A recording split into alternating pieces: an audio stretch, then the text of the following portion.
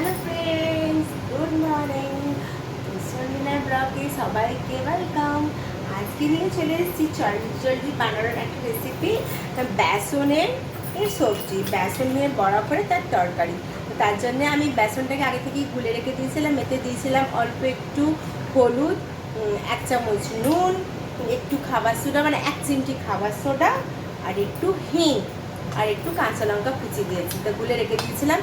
তাওয়া অলরেডি গরম করে নিয়েছি, এতে তেল দিয়ে দিয়েছি। তেলটাকে এরকম চারদিকে ছড়িয়ে নিয়েছি, তাওয়াটা অলরেডি গরম আছে। এবার আমি এটা যেমন অমলেট ভাজে, সেই অমলেটের মতন ভেজে নেব। এটা দিয়ে দেবো।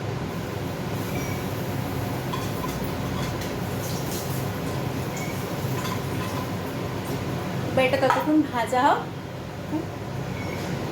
10 থেকে 15 মিনিট লাগবে ভাজতে, যেমন অমলেট ভাজতে টাইম লাগে। তো যতক্ষণ এটা ভাজা হচ্ছে বেসনটা, ততক্ষণ আমি এই সবজি বানাবো। বেসনের যে সবজিটা বানাবো তার প্রিপারেশনটা করে নিই। তো আমি অলরেডি গ্যাস অন করে দিয়েছি, কড়া বসিয়ে দিয়েছি। এবার এতে আমি সর্ষের তেল দিয়ে দেবো। 2 চামচের মতন সর্ষের তেল দিয়ে দিলাম।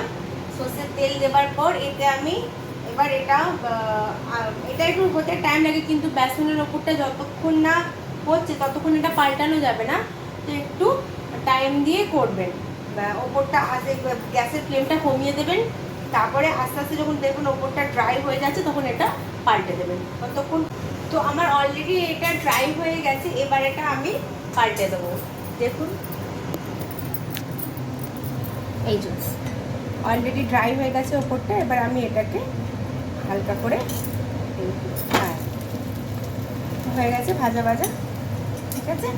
এবার তখন আমি কড়াতে যেহেতু তেল দিয়েছিলাম, কড়াতে তেল দেওয়া আছে, তেলটাও হয়ে গেছে। এবার এতে আমি দিয়ে দেবো 4টে কাঁচা লঙ্কা। এই গ্রেভিটা করার জন্য আমি নিয়েছি 4টে কাঁচা লঙ্কা। কাঁচা লঙ্কা দিয়ে দেবো। আর নিয়েছি টমেটো, টমেটোকে গ্রেট করে নিয়েছি। টমেটোকে গ্রেট করে নিয়েছি, এই যে। আর এই ঝিরি করে আলু কেটে দিয়েছি। আলুটা দিতেও পারেন, না দিতে পারেন, এটা অপশনাল। আমার আলু খেতে ভালো লাগে, তাই আমি আলু দিয়েছি। আর এই তেলেতে সামান্য একটুখানি হিং দিয়ে দেবো, অল্প করে।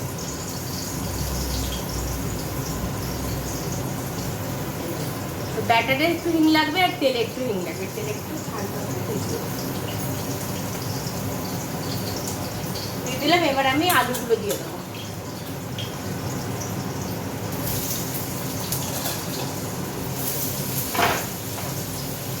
তো এটা হয়ে গেছে অলরেডি। এবার এটা আমি গ্যাসটা অফ করে দেবো।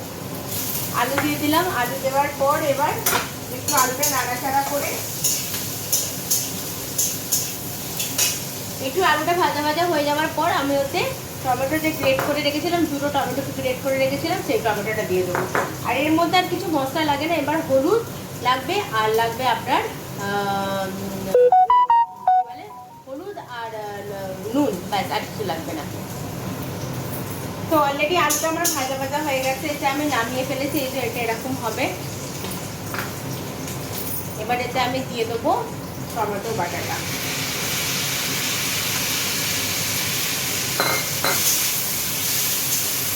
টমেটো বাটাটা দিয়ে একটু নাড়বো। নেড়ে এতে দিয়ে দেবো হলুদ 1 চামচের মতো।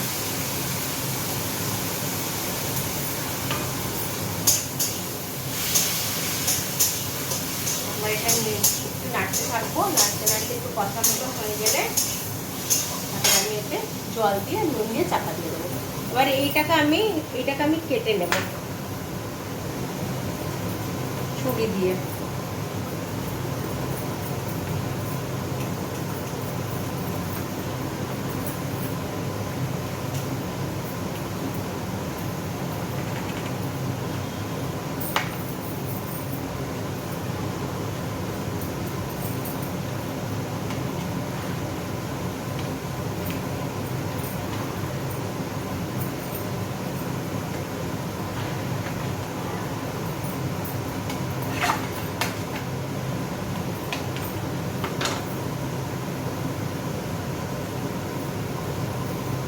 এইরকম পিস পিস কাটা হবে।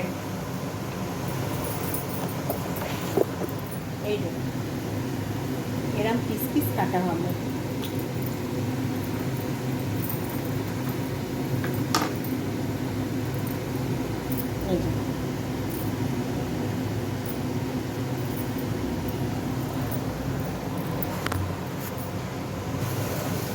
অলরেডি আলুটা ভাজা ভাজা হয়ে গেছে, এতে আবার আমি জল দিয়ে দেবো।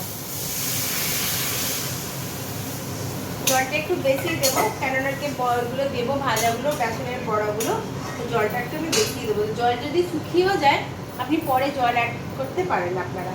তো এবার এতে আমি দিয়ে দেবো নুন।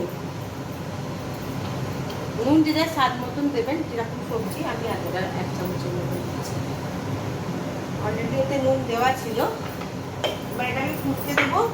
ফোটার পর যখন আলুগুলো সেদ্ধ হয়ে যাবে তখন আমি এই বড়াগুলো দিয়ে দেবো। এখন আমি এটাতে চাপা দিয়ে দেবো। চাপা দিয়ে থেকে 10 মিনিট ফুটলেই আলুটা সেদ্ধ হয়ে যাবে। চাপা চলুন এবার দেখি দিন আলুটা সেদ্ধ হয়ে গেল কিনা।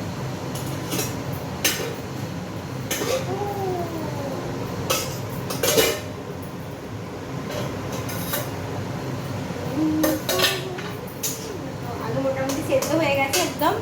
আর এরপরে এতে আমি বড়াগুলো দিয়ে দেবো। আলু সেদ্ধ হয়ে গেছে। এবার এতে আমি এই ভেজে রাখা বড়াগুলো এরকমভাবে কেটে নিয়েছি, এগুলো আমি এতে দিয়ে দেবো। দিয়ে জলটা যেহেতু কমে গেছে আর একটু জল দেবো, কেননা বড়াতে সব জলটা টেনে ফেলবে, অ্যাবজর্ব করে নেবে। তো এটা আর একটু জল দিয়ে এবার এটা 10 থেকে 15 মিনিট আমি ফুটতে দেবো।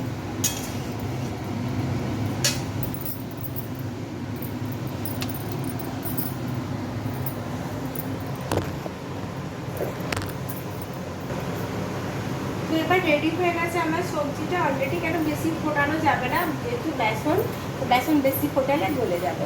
তো অলরেডি দেখুন আমার সবজিটা রেডি হয়ে গেছে। এবার আমি ঝটপট এটাকে নামিয়ে ফেলবো। গ্যাসের ফ্লেমটা অফ করে দেবো। এবার এটা আমি নামিয়ে দেবো।